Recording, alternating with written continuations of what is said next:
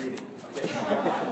Okay. How many here have? They want to give me a little. They want me to give a little report on the so-called bathroom bill. First off, how many of you heard about the so-called bathroom bill? Of course. Okay, I didn't have to explain it that much there. But basically, you're only getting part of the story. A couple things I just want to tell you is that it's not just bathrooms, okay, in our schools and in our society. It's also showers and dressing rooms. They fully intend to let the children shower and get dressed together, boys and girls, okay? And the other thing you're not being told by the media is that there's a curriculum that actually is being promoted into the schools to promote the so-called gender fluidity policy. This is a copy of the curriculum that they want to use with elementary children down to kindergarten level that was promoted on April 13th to the staff at the Virginia public schools.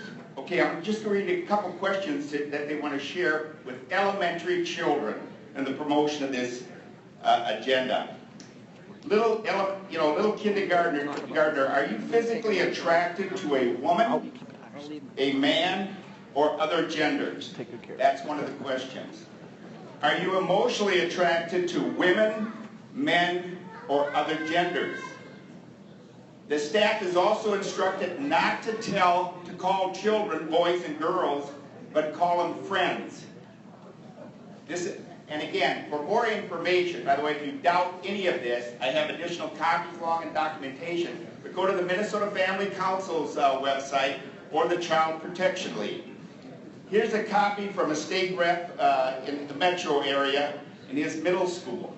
Gender fluidity. This was held in the hallway of a middle school.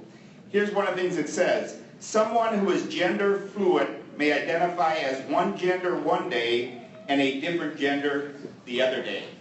So one day you use the girls' restroom, the next day you use the boys' restroom, depending how you feel.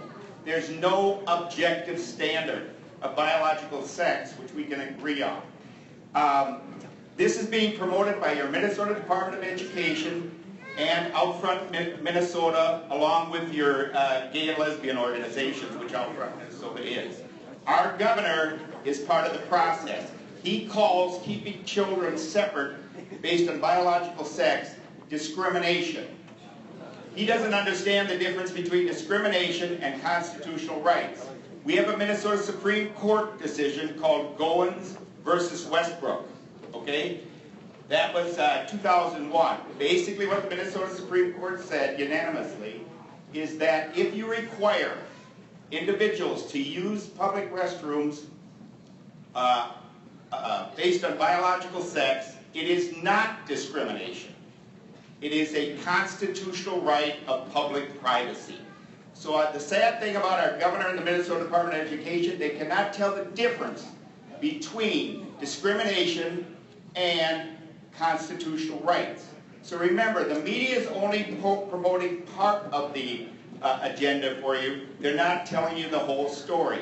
In the Senate, they're planning to bring an amendment forward to have a recorded vote on this. In the House, we have a number of members who are afraid if they vote on this, it might hurt their re-election. We should have an answer next week. So encourage leadership. Encourage your state reps to have a recorded vote on this so we can hold people accountable. And